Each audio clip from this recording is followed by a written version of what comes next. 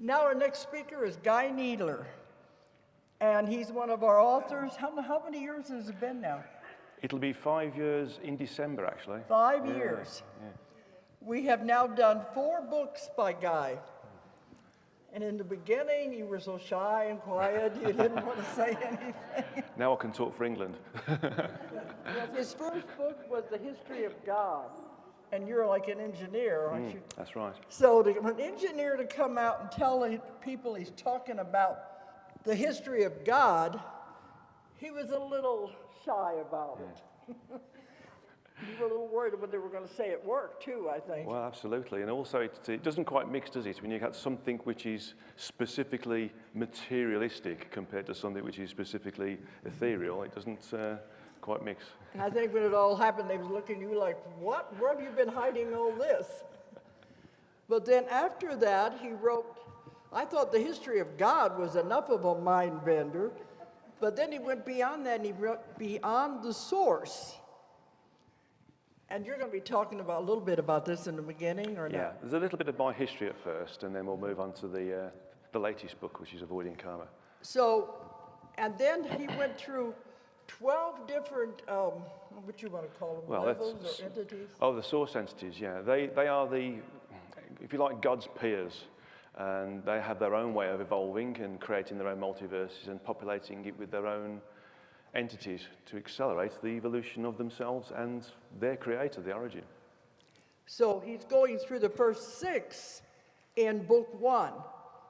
And he said he was going to cover the next 6 in Beyond the Source 2.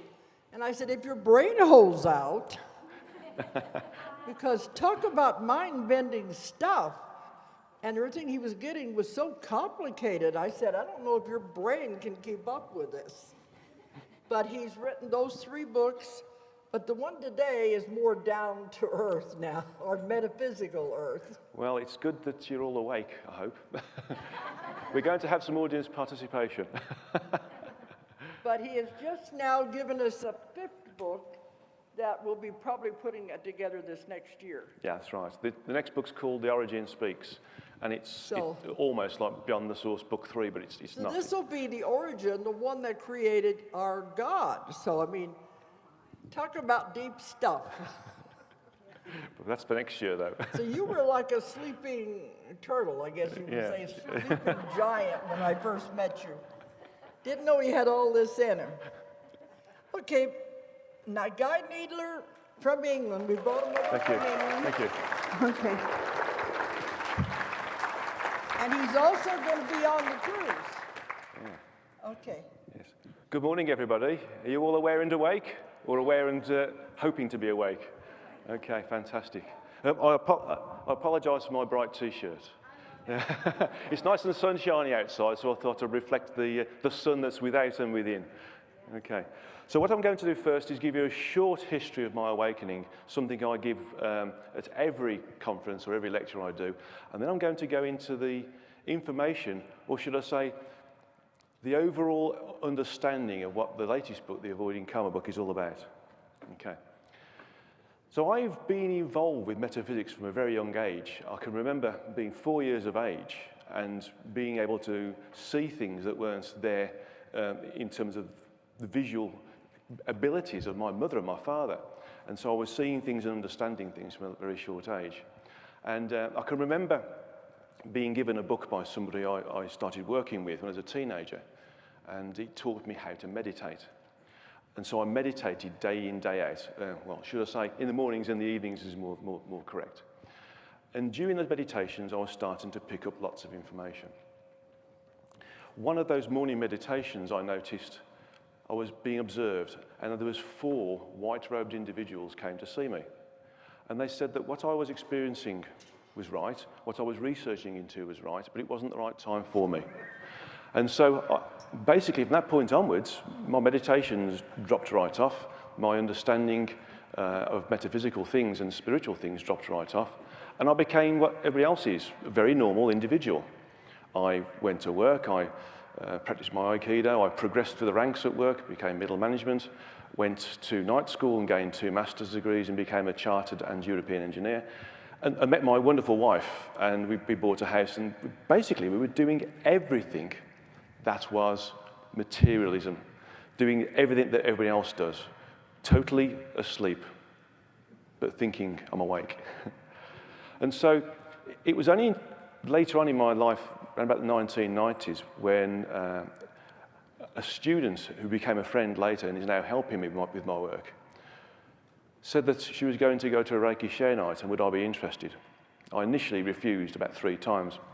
And then later on I thought, well, I'll go. A year later I popped out the other side as a Reiki master and was continuing to be interested in the healing side. Also, at that time point, there was 2 other things happening. One is I went to see a healer who was a first-generation student of Barbara Brennan. And she said that she wanted to start teaching what Barbara had taught her. And was I interested? And I said, yes, I'll be interested. I'll go along and see this introduction weekend. And that introduction weekend blew me away. And again, I signed up for a 4-year commitment in this instance and went to what was basically 8 long weekends a year and had to do lots and lots of dissertations, personal therapy, to make sure that I wasn't passing on my stuff onto those individuals I was healing. Now, about a year or 2 into that healing course, a friend of mine had moved to Sweden, and he invited my wife and I over to Sweden for a weekend away, a 5-day holiday, and we could stay with him. But what I didn't know is that he was also doing Reiki, and his Reiki master had said, you've got to get Guy over to Sweden, there's something very important happening. And basically what happened is that he took us on a walk, and along this walk there was a nice riverside walk going towards the small village that he lived in called Trollhättan. And as I moved down the trees and went towards this pathway, I noticed my arms were tingling and my body started to tingle, and everything else started to tingle as well. And I felt a great need to sit down and meditate. So I found a place to meditate, which is on a rock just off the bank or this pathway, and sat down and meditated. My wife and my friend went to a suspension bridge, which is just about halfway up the image of this picture. And as they waited for me, they felt that there was craft that had come through a dimensional or frequential portal, and they were working on me. They were rewiring me. They were preparing me for something else I was going to do later. Now, from my perspective, I received what I can only describe as the most profound attunement I've ever received in my life. It was 25 minutes long. I was shaking afterwards, and I couldn't string 3 words together. In fact, thinking about it now, it's difficult to start getting the words to work together. So profound was the attunement. And I also noticed that when I looked over the other side of the river, I mean, bearing in mind that this was a completely airless day, I noticed that the trees were waving backwards and forwards, and the river, which was normally flat, had got lots and lots of waves there. And as I used my perceptual vision, I noticed that there was craft overlaid on the image of the trees. It was almost like those 3D pictures that you used to be able to see about 20 years ago, where if you disfocused your eyes, you could see a 3D image pop out in front of you, and that's how it looked. And as I was looking at these craft and trying to work out what they looked like, there was a very large telepathic voice sounded inside my head and said, don't strain it, don't undo what we've just done. You'll cause a problem, we'll need to work on it again. And so basically, I had to move away and walk away from that. And then over the years, things started to happen. When I was on my healing weekends, I was going to places that we weren't supposed to go to.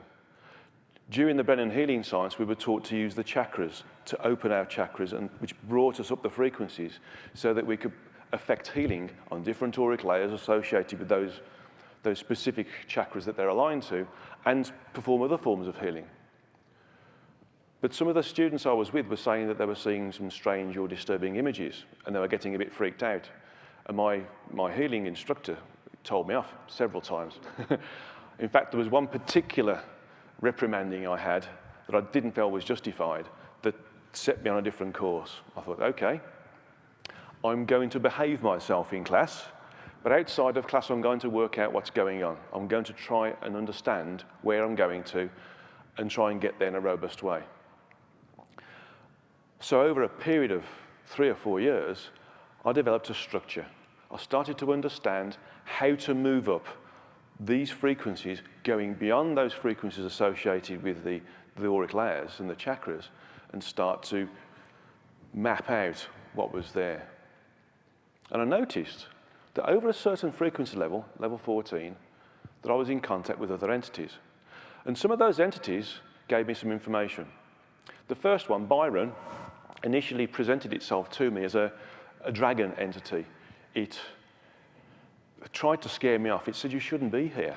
You're an incarnate human being. Incarnate human beings can't do this. It's impossible. It's not, well, rare at best. But I eventually persuaded it to communicate with me. And it gave me a lot of information about the multiverse, a lot of information about what it called the source and how the multiverse worked.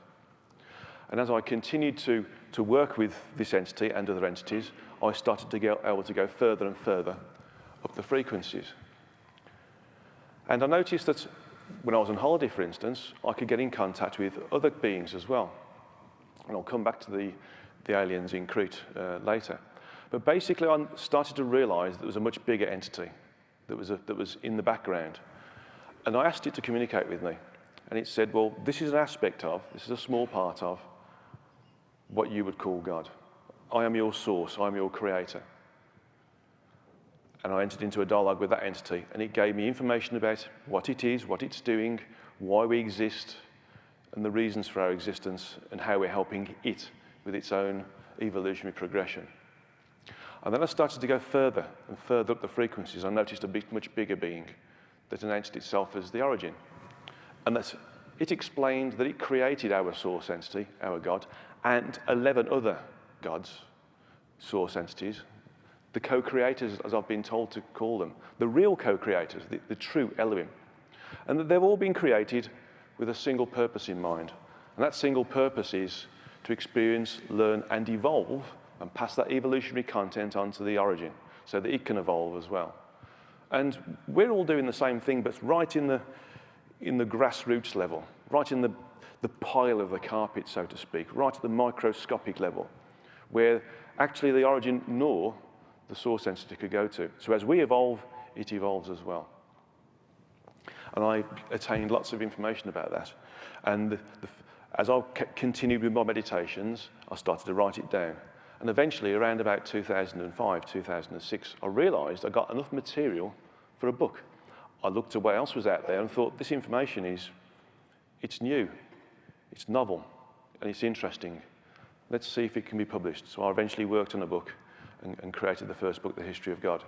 And subsequent books, beyond the source books 1 and 2, have been created. And the book I'm going to talk about in a moment was another book that popped out of the woodwork, so to speak. The latest book, The Origin Speaks, should be available next year. But that is a book that specifically focuses on a communication and a dialogue with the origin, about the origin. I'm just going to show you an image of the area in Crete where I've picked up a whole alien base. Although you can't see it with your physical eyes, and I couldn't see it with my physical eyes at all, the area above you, where those mountains were, had lots of little balconies, and there's bases all around them. And there was craft, various different types of craft, coming and going all of the time. And I focused my perceptual vision in that area. And I said to the guys over there, well, what are you doing over here? What are you here for? And looked at me and said, oh, you can see us, can you? I said, well, yes. I said, okay, what are you doing here? And I said, well, I'm on holiday. And I didn't expect to see anybody else on holiday either, specifically extraterrestrial. And they said, well, basically what we're doing is we're observing the local Greeks, because in the space of one generation, they've gone from being in tune with nature, working with nature and working with the animals. They've since gone and become completely materialistic. Their children want to have hotels and cars and Mercedes-Benz cars and Gucci watches and Armani suits. They've gone from being completely non-materialistic to being completely materialistic. And so some of the dialogues I had with these entities were also part of the history of God. Okay, that leads us on to the reason why I'm here. Now I've explained how I got here, I'm going to explain why I'm here. The book Avoiding Karma really came from nowhere. Round about the beginning of 2012, I was starting to write some blogs and, on my website. And a number of them came out as being a way to avoid karma. And I thought, well, this is interesting, I'll do one a week. And as I was channeling information for my latest book, The Origin Speaks, I would get these other snippets of information about how to avoid karma. And then the frequency became more regular. A more robust cadence appeared. And these blogs came out twice a week.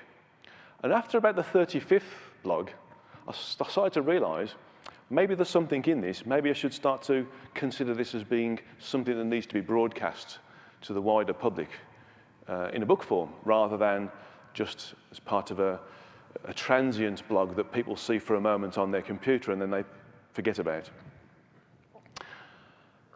And so over that year, I committed to this 2 blogs a week. And when I got to 104 blogs, I was told to stop. That's it. There's 2 items a week that people could read. So really, you should read the book at a maximum of 2 items of how to avoid karma per week. And it will take you a year, apparently. Or if you do a good job, 2 years, 1 a week. But there was also other bits and pieces that came with it, and that became part of the last section of the book. But the interesting thing is when I was working with this channel information, I started to realize that what we're getting here is an understanding of what karma is. That it's more than we think it is, and that it's everywhere. There's good karma as well, but what we get involved with generally while we're here is literally specifically based in the physical universe. And so what I'm going to do now is give you a misconception of karma, what we generally believe karma is, and then give you a correct definition. So you can go away and think, oh, okay, there's more to this than meets the eye. And whilst I was looking at the book and the content and thinking about how I was going to present this to people like yourselves in these conferences, I discovered that there was really 5 genres of karma that we experience here. And so I'm going to go through those 5 genres of karma with you. And then we're going to go through what the ultimate goal is of karma. And then we can have some questions and answers afterwards. But it's Sunday morning, and usually Sunday morning is a time for relaxation. And I know that you're all here and eagerly open and aware and awake. So I'm going to see how aware and awake you are. So I'm going to ask you to do some audience participation with me. Fairly simple stuff. All you have to do is stick your hand up if you believe something is karma or not, in the case may be. So we're going to enjoy ourselves this morning. Okay. So I'm going to give this modern conception of what karma is. Okay. There's an overall viewpoint that karma is about cause and effect. That if I do something to somebody which is detrimental, there's a karmic link. And I have to receive that back, either from that person or somebody else, to break that karmic link. Well, in general, that's a good thought process, but it doesn't get to the detail of what's actually happening with us. Because if we don't know what karma is, how can we clear our karma? This book will help you to clear your karma in a single lifetime if you're dedicated and diligent. So a correct definition of karma is what I'm going to give you now. It's all about attraction and addiction to low-frequency behavior patterns. It's all about being here, believing we are here, working with here, wanting to be here, rather than trying to understand what we truly are. And that's because our physical universe is a low-frequency environment, and it's attractive to us. We want to come back to this low-frequency environment. Now, some of you who've done my workshops or read my books will understand what the frequencies are. They're different levels of multiversal structure. But in essence, I'll give you a quick explanation. Our source entity created a multiversal structure, a static structure, okay? Doesn't include parallelism, that's something else, that allows us to evolve up. It's a static method of us evolving. And there's 408 frequency levels associated with that. And each of them, in general, apart from the physical universe, needs a single frequency band to create the environment that allows a simultaneous universe to exist within. That is except our physical universe. Because the frequencies are so low here, we need 12 of these frequency bands to make it work. It's a little bit like having, in the old days, 12 memory sticks where to hold a gigabyte of information, where now you only need one. Well, actually, you get a memory stick that holds 128 gigabytes these days. So if you think about the progression in technology and memory space, and you can hold more data in the same space, that's what happens with these frequencies. The thing is, the physical universe is the foundation for the multiverse. And because it's the foundation, it is the lowest of the frequencies. And that's why it needs these 12 frequencies to make this universal environment. So why do we come here? It's difficult to be here. That's why we come here. If we were energetic, we would be able to use all those abilities we have in the energetic to experience things here. But while we're here, we experience things in a most profound way, in a difficult way, in a way where we're blindfolded. We can't hear, we can't smell, we can't taste. Okay? We've lost most of our senses, in fact, if not all of them really, in real terms. And so it's like experiencing the lower frequencies in the most profound way we can. And the way we do that is by putting a new suit of clothes on that allows us to be here. This is like working under the water and having to exist in a submarine to move around the lower frequencies that are, in this instance, represented by being underwater. Now, the thing is, being here is a little bit addictive. Karma, what we understand about this cause and effect in a loose term right now, only exists in the physical universe. It is something that doesn't exist anywhere else, except maybe in a positive sense. And we attract karma when our true energetic selves, that's the higher part of us, what we sometimes call the higher self, the Godhead, or the Oversoul. It all means the same thing. Projects a part of itself into this environment, and that part of itself, the soul, or the aspect, as I've been told to call it, gets addicted to staying here. It gets confused. It believes that its existence is based upon the human being. And so we start to get linked with it. We start to want to stay here. We start to be here. And so we have a number of things happen to us. We have to try and break this link, this karmic cycle, this cause and effect when we've done something to somebody else and we have to receive it back, or if we get addicted to certain things. But this thing about cause and effect is only a very, very small part of why we're here. Okay? In a moment, I'm going to see how much you do know about karma, so don't fall asleep quite yet, because it's going to be very interesting to see what you understand about it. The thing is, we can break the karmic cycle. We can break the addiction to being here in a single lifetime now. The base frequencies of the Earth are significantly higher now than they were 20 years ago, 30 years ago, 40 years ago. And so we can break this link. And when we break this link, we start to remove the need to incarnate. There's no point in coming here because we've understood the mechanism behind the physical universe. So what we're going to do now is see how much you know about karma, okay? So I'm going to ask you to raise your hands when I ask you to tell me one thing or another about the 5 genres of karma. Now, the first genre is thought-based karma, okay? So, how many people believe that our thoughts create karma? Put your hands up, okay? Yeah, a surprisingly large number, that's good. It's the belief that this is us. This is what anchors us here, okay? Every day, every hour of our existence here, we start to think that we are the human being. We trip up and we graze our knee. We focus on the pain in our knee. We bang our elbow on the door walking out the house. We focus on the pain.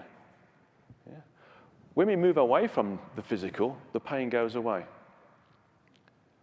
So it's thoughts that anchor us to our physical universe. It's the things that keep us here. Now, what else could make us attract thought-based karma? Okay? How many of us think that what we think of others keeps us here? Yeah? Yeah? Be honest. Every one of us has a thought process of what we think of somebody else. How many of us think that what we think of somebody else is generally detrimental? Yeah? We always see the negative aspect in somebody, don't we? We always compare ourselves with them, and they're always in a lesser light, aren't they, really? You know, such and such has bought this car. It's not as good as mine. You know, they've got a house. Well, okay, if it's a bigger house and a more expensive house, it's, well, they can afford it, but they're not appreciating it. So there's always something negative in there. So that brings me on to another form of karma, another way of working with karma. That's behavior-based karma. Okay? So, how many people think that we gain karma through trying to gain things through other people? Yeah? Yeah. How many of us work with our friends and sometimes try to get benefit from our friends? Yeah? We all do it. We just don't see it. Everything that we do is accruing lower frequency existence patterns, behavior patterns.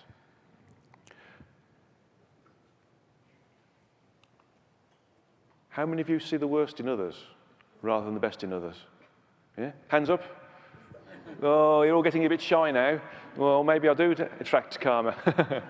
This is important. When we see this within ourselves, it's not bad, it's good, because we can create good karma, attraction to positive frequencies, by working with what we start to realize we are doing. Okay. What have each of every one of you done today? You sat down at the breakfast table and you've chatted. What have you all done? Gossip. Fantastic. Gossip is the biggest way, or the most effective way of accruing karma on this planet. Oh, yes. It creates something called group karma. And when we're involved in group karma, we can't get out of that unless every other member of that group karmic state renounces that particular form of karma. Okay? The detail behind this, by the way, is explained in the book.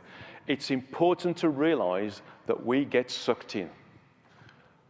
Totally and utterly, willingly sucked in. And then we stand back sometimes and think, how did that happen? How did I get sucked into that? And you bang yourself on the head and think, wow, that's interesting, isn't it? Now, we talked about personal gain through others, but what does that involve? How do we move forwards by getting somebody else to do our work for us? Coercion. Okay? When we are working with people and we want something to happen, we coerce them. How many people believe that they coerce their friends? There's only a couple of people here. Whoa, there's more than that. Every time we persuade somebody to do something, we're putting our own thought processes on them. We're trying to persuade them. It's not persuasion, it's coercion. It's coercion when they will, rather than argue against you, go with you.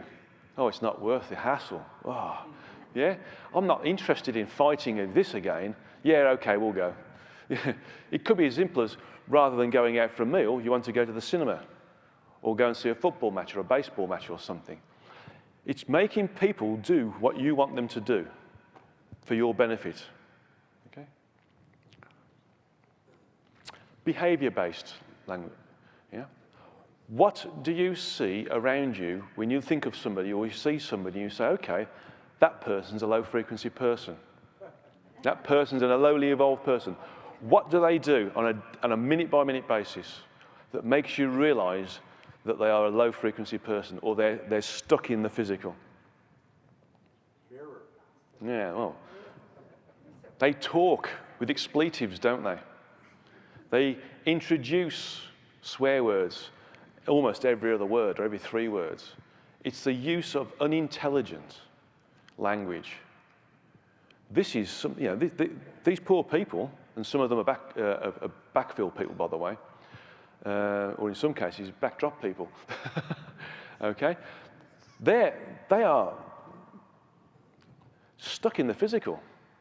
Yeah. What else do they do that makes them stuck in the physical? How many of you believe that low-frequency individuals are aggressive? Hands up.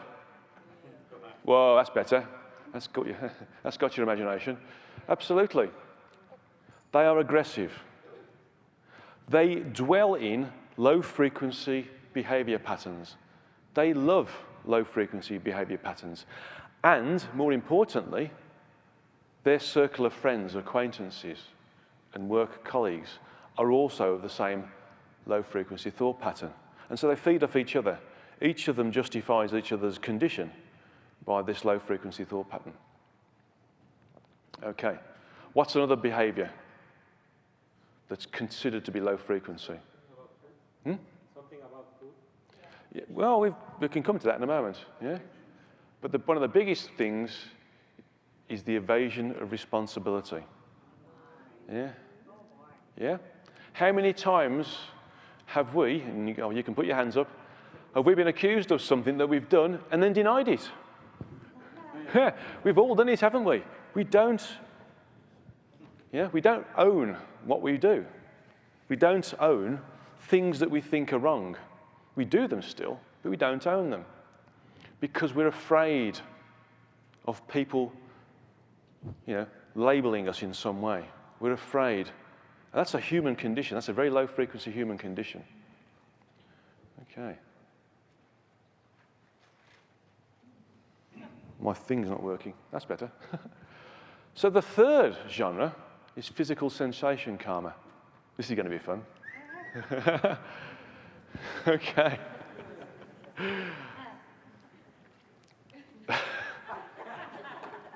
What's next? You've passed. Okay. Sex is wonderful with people who love each other. Okay? If it's done in the right way, if we enjoy the coupling together and we use it for the procreation of the human race, for the continuation of the human vehicle for others to incarnate into. But it's when we get addicted to the sensation and we must have sex 6 times a night. Yeah. I've heard that with people. How do they do that? How do they sleep? Their poor wives or husbands. It's incredible. Next one's food. Yeah. How many of us prefer certain foods or must have certain foods? Yeah. Sugar. Yeah, absolutely. So food is an addiction as well. If we can eat our food knowing that we only need it to sustain our bodies, then we move away from this attraction to low-frequency existence. Actually, we don't need food. We are an energetic being of various different frequencies. The first 3 levels of frequency create this bit that you can see in front of you. The rest of it is energetic. The rest of it only needs energy. And actually, this only needs energy. And there are certain individuals throughout the world now, I think they're called Breathonians. They're able to work with the energies only. And they don't need to have food. So the thing about having food is, again, a purely low-frequency thought process that keeps us here. What's the next one we get addicted to? Shopping. Ooh. That's next. Yeah. Well, if we've got food, we've got sex, what's next? Good, alcohol, fine. Alcohol is a big problem, okay? Again, you can enjoy it, but it affects us. We get a stimulation from it. We get the buzz. Same with smoking and all those sorts of other things. We get the buzz from it, and we get addicted to this sensation, and we desire to go down the bar and partake of another drink, and we start to go on to heavier drinks, like wine and then spirits. And we get used to the level of intoxication, and so we need more to continue to get this extra buzz, and then we need more. And eventually, unless you can catch yourself, you're addicted, you're an alcoholic, okay? So it stops us from progressing because we are stuck in this mind process. I need to have a drink today. I need to have a glass of wine with my meal, okay? It's a hot day. I could kill a glass of beer. Yeah? It's unnecessary. It's nice to have, but we don't need to be linked in with it. Okay, if we've gone through sex, food, and alcohol, forgetting rock and roll, what's the next one? Drugs, yeah, that's right, drugs. Drugs is the next thing, okay? Drugs actually is an interesting conundrum because when we take drugs, we affect a mechanical method of projecting our consciousness outside of the physical form. Yeah? It's a mechanical way of transcendental meditation. It throws us into the lower astral realms, the 4th, 5th, 6th, and 7th frequency bands. And so this feeling, this euphoria of being on a high, the state the body goes into, and then the experience, the trip, addicts us. Okay, it's nice to go there, but in essence, we're using a mechanical method, a low frequency method to get us there. We can get ourselves there regularly if we meditate. It's easy, and it costs a whole lot less. Okay? Okay. What else affects us from a physical sensation point of view? Senses, yeah. Okay. What do you see on a regular basis and being adverts? Well, we'll come back to that in a moment, yeah. This is addictions. This is physical sensation. Yeah.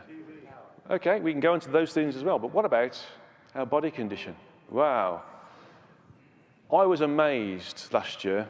When I went through Denver Airport, I had the misfortune of having my flight cancelled on the way to Santa Fe. And I sat in a location in Denver Airport, and the number of different adverts for body conditioning classes, workshops, things you can take to accelerate your muscle growth was unbelievable. And they were all talking about how good they felt, how hard work it is, but they enjoyed the buzz. And I thought, that's it, isn't it? It's another form of addiction. It's another form of being kept in the physical. Another way of associating us, an energetic being, with a physical condition, which is only us in a very transient way. In terms of body condition and the buzz associated, we've got something else that's in there that's a bit more insidious. Okay? What about personal self-abuse? Yeah? That's another thing, isn't it? We find people start to damage themselves because they get a buzz on the experience of damaging themselves. That's another form of being attracted to being in the physical. Okay. I think I've got one more that you're interested in. From a physical perspective, what about adrenaline rush? Yeah? How many of you would think about adrenaline rush? Right? What about dangerous sports? Yeah. Think about how much people get a buzz from if they're driving cars fast.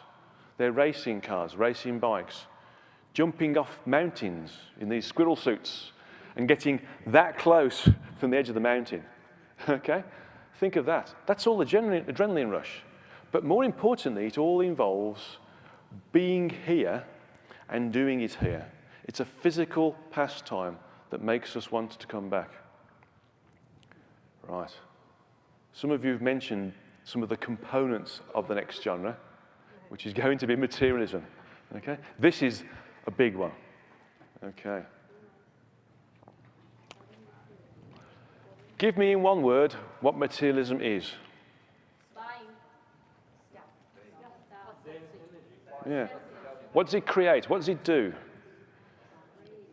It's a need, okay? What about our needs? How much stuff do we need?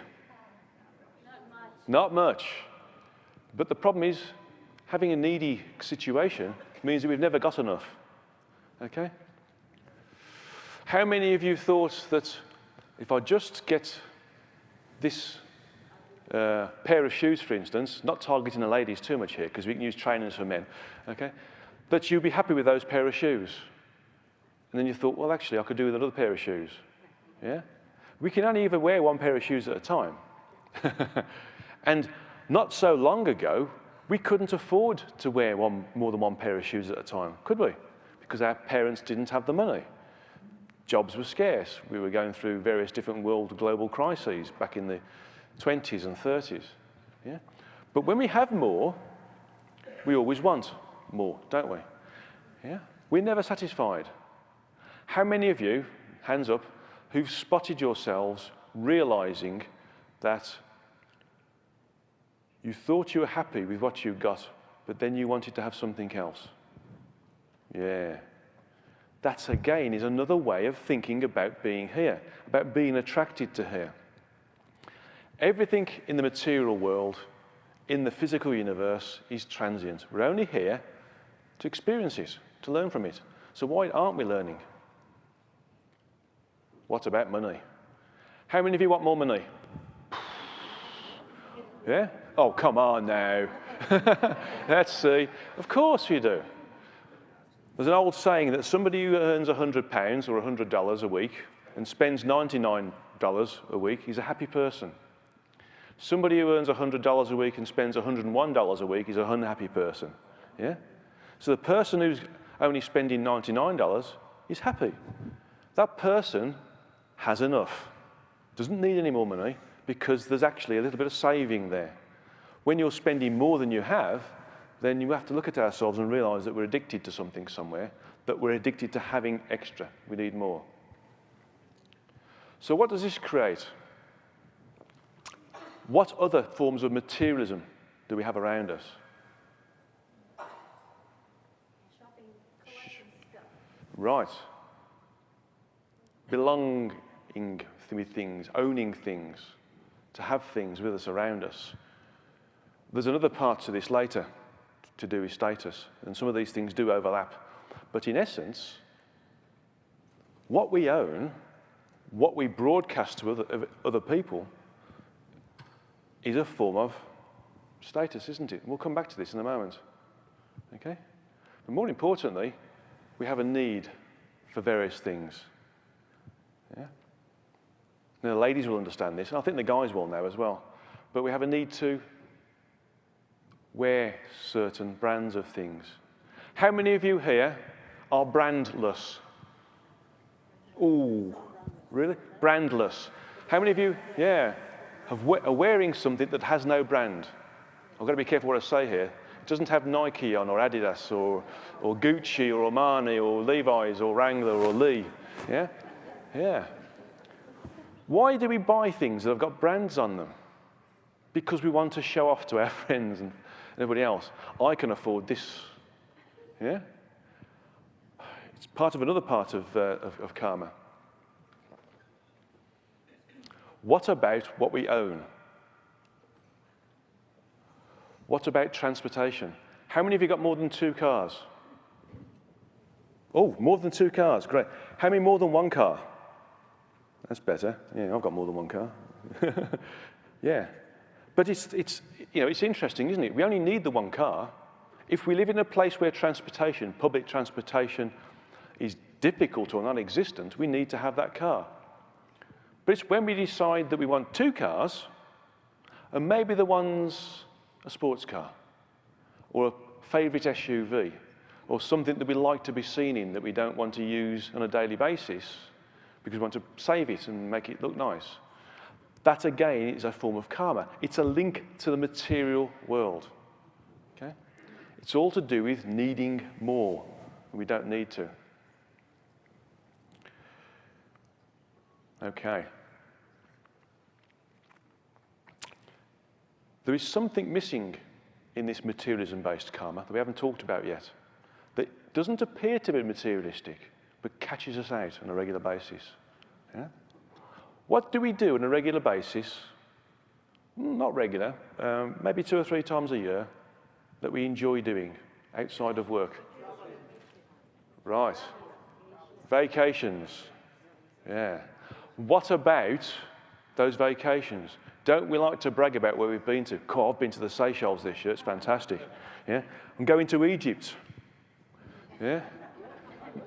Nobody talks about going to, yeah, going to Greece, yeah. Nobody talks about going down the road. Yeah? Or spending a week camping on by the local river. They talk about expensive holidays. There's people that I see who are poor because of their own condition, their own educational standard, how they've been brought up by their parents, and therefore how they're able to gain compensation for the work that they do. But they put themselves in debt to go on these expensive holidays. It's amazing. It's to do with materialistic conditions. It's a form of karma that keeps us here. And this brings us on to the last genre of karma, status-based karma. Okay. So what have we talked about all through this that we haven't specifically identified?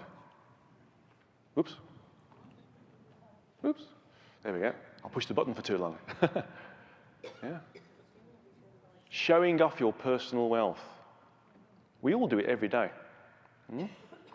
Everything we do, from putting jewelry on, to putting clothes on, to driving the car we have, to talking about what holiday we're going on to checking out the store for a new hi-fi system or a new TV, is about showing off our personal wealth. What about people who are wealthy? How many times do you see wealthy people in the local McDonald's? Hands up. Hands up who's seen a wealthy person in a local McDonald's? Oh, you're a lucky person. Yeah? Where would you normally see them? On the golf course or in exclusive restaurants? Yeah? It's a demonstration of wealth. It's a demonstration of status. It's another form of, I'm here, look at me. Okay? We've not mentioned something else as well about status. Okay? Hands up who thinks that our job is a status condition. Yeah, absolutely. How many of you had parents who would have loved you to have been a lawyer? Or a doctor? Or an architect? Or some other form of career that is high profile, like an actor? Okay? Or a sports personality? How many of you would like to have been one of those? Yeah, we all would like to have been one of those at some point, won't we? It's all to do with being here, status. Yeah? The TV's full of it, isn't it? How many shows are on TV where you've got lawyers being famous and solving, difficult cases? They put a lot of emphasis on how important it is to be a lawyer or a doctor, and how sexy it is to be working 24 hours a day, 7 days a week in a hospital. Yeah? Or talking about your cases over lunch with your dear darling wife or husband. Yeah? It's all about status, isn't it? So it's all about, it's all about wanting to be, that's it, stay there. Thank you. It's all about wanting to be famous, wanting to be better than others, wanting to be powerful. Okay? That is status-based karma. Okay? But we can move on. We can move from this. Okay? We can create a different condition. There's something else going on there. Okay? So our ultimate goal basically is to observe ourselves. Right? Use something called the observer self, where we stand back from ourselves. And we look at ourselves and we go, okay, what have my thought processes been today? What have my actions been today? What have I done that is potentially creating a karmic condition? What's keeping me here in these low frequencies? Write them down. Record them. Don't chastise yourself or beat yourself up about what you're seeing. If you're seeing this, you're progressing. You're starting this slow, gradual route up the frequencies. You're creating positive karma. Okay. I think my slides are going slow. So the whole point of being here, okay, is to be really in the physical, but not of the physical, okay? To exist within it, use it for what it is, an opportunity to experience, learn, and evolve. And as a result, giving us the opportunity to avoid karma, to stay out of this karmic link, to move out in a single lifetime. And more importantly, it gives us an opportunity. In our single lifetime, we have the opportunity to move outside of karma, to negate the need to reincarnate, to be here for our last time. Isn't that compelling? Yeah. Okay. Any questions on this? Yes, please. Do we have microphones here, by the way? Yeah? Thanks, Cherokee. Doing okay. This lady here, just there. Oh, thank you. Is this on? Oh, if you want to be here, is that considered karmic? I mean, some people might not actually want to leave. Yes. Some people love Yeah, life. yeah. Is that Yeah, yeah. We can enjoy being here. Nobody said we can't enjoy being here, by the way. It's just we don't get stuck into the need to be here. Let me explain something. There's something called the ego. Okay? The ego is a temporary personal condition, a personality, which only exists while we're in the human body. And it exists while we're in the human body because we get cut off from our higher selves. And therefore our sentience that's here, the soul, starts to develop its own personality. And it associates itself with the human form. So when we start to work with high frequency thought processes and actions, we start to raise our own frequencies. And we start to get the ability to work with these higher functions. We start to see the greater reality, work with the greater reality. And in doing so, we start to access our true personality, that of our higher self, our true energetic self, our Godhead or our oversoul, whichever way you want to call it. When we do that, we recognize that the ego isn't really us. And it dissolves, or starts to dissolve. Now, the ego is selfish. It knows its time is limited, but it wants to stay here as long as possible. And so it will do anything in its power to keep us here. It's insidious. It's clever. Yeah? It is resourceful. Every time we think, oh, I'd like to stay here for just another day longer or 3 days longer, it's because our ego wants to perpetuate its existence, not letting us progress to this state of beingness that we really are. And so anytime we think, I'm happy to be here, it's the ego tricking us, making us think low-frequency thoughts to keep us on this particular frequential level, keeping us in a karmic condition, an addiction to being here. So yeah, it's anything like that is classified as karma, negative karma. Yes, please. God, we just have time for a few more questions. Okay, yeah. Because I cut into your time in the beginning. Okay. Just a few more, and then we have to break. Okay, then we've got the lady When over it here. comes to addictions, the number one addiction in our nation is medications, prescription medication. Mm-hmm. But you didn't address that particular item as an addiction. How does that fit into our karmic life? Well, actually, I did mention it. It's called drugs. Yeah? Any form of drugs, whether it is for recreation or through medication, is an addiction, isn't it? Because at the end of the day, we have free will. We don't have to have medication, do we? Yeah. We've got the ability to tell our doctor, no, thank you. So any form of drugs, whether it is recreational or medication-based, is potentially an addiction and therefore a karmic influence. But thank you for raising it. Okay, next. Me? Yeah. Okay. I think one of the main reasons I want to still be here is just to enjoy the natural environment. I really don't care much about the rest.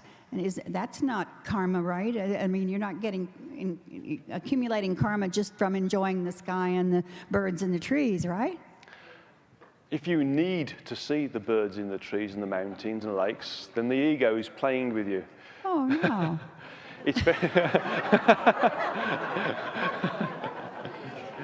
Remember, be in the physical but not of the physical. Anything that you need to have or desire to have is a karmic link. Yeah. Well, that's disappointing. Okay, we've got... You see how insidious and how clever the ego is. It keeps us here. Okay. Right. I don't know if this works this way. It's like, if, for example, I'm working on my karma, but I do 3 actions of karma. And I also work in like my good karma or good actions just to get off. And supposedly I do 4 good things. Does that take away my 3 wrong things?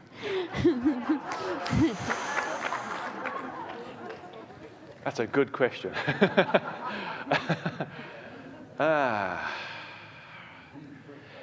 The most important thing is that you're recognizing that there's a need to negate negative thought processes, behavior processes, status, or materialistic conditions. However, be careful of the ego.